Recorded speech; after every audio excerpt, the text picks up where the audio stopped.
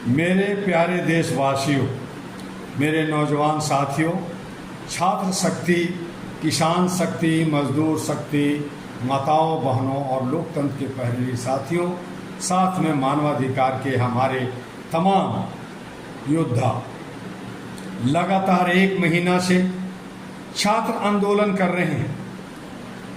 Direct indirect हमारा समर्थन है, चूँकि अधिकार की मांग है।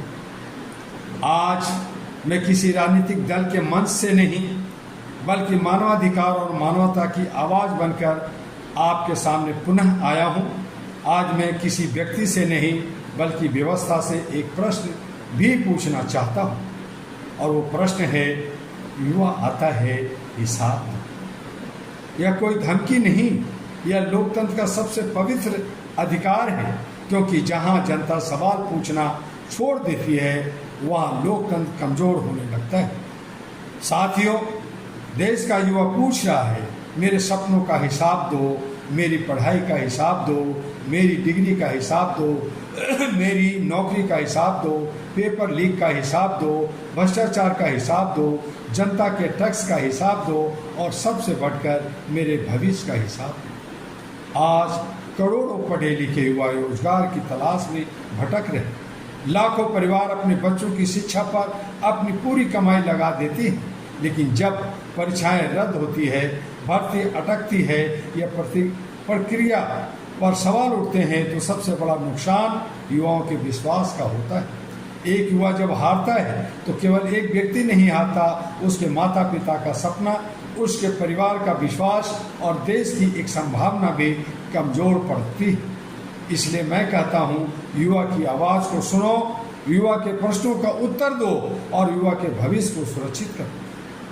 अहरा, all India human rights association वर्षों से यह मानती आई है कि शिक्षा, समान अवसर, गरिमापूर्ण रोजगार, अभिव्यक्ति की स्वतंत्रता और न्याय ये किसी की कृपा नहीं, बल्कि हर नागरिक के मानवाधिकार है। इस पे हमने लगातार 2008 से आवाज़ उठाया, जंतर मंतर धरना प्रदर्शन किया, बहुत सारे भारत सरकार को ज्ञापन दिया, लेकिन सरकार के कान पर जू नहीं रेंगता। आज आवश्यकता आरोपों की नहीं, समाधान की है।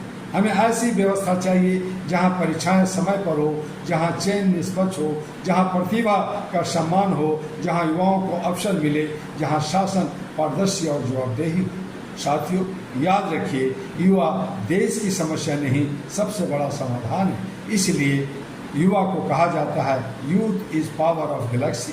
जिस देश का युवा जागृत होता है, वही देश विश्व का नेतृत्व करता है। मैं देश के हर युवा से कहना चाहता हूँ, अपने अधिकार जानो, अपने कर्तव्य निभाओ, संविधान का सम्मान करो, लोकतांत्रिक और शांतिपूर्ण तरीकों से अपनी आवाज़ बुलंद करो। आपकी ताकत पत्थर नहीं, आपका चरित्र है। आपका हथियार हिंसा नहीं, आपका ज्ञान है। आपकी पहचान नफरत नहीं, राष्ट्र निर्माण है। आज मैं व्यवस्था से कहना चाहता हूँ, युवाओं को विरोधी मत समझिए, उन्हें राष्ट्र का भागीदार बनाइए, उन्हें उनके प्रश्नों का उत्तर दीजिए, विश्वास पैदा कीजिए। क्योंकि जब युवा सवाल पूछता है तो लोकतंत्र मजबूत होता है। जब युवा मतदान करता है तो सरकारें बनती है और बदलती है। और जब युवा जाग जाता है तो इतिहास नई दिशा लिखता है।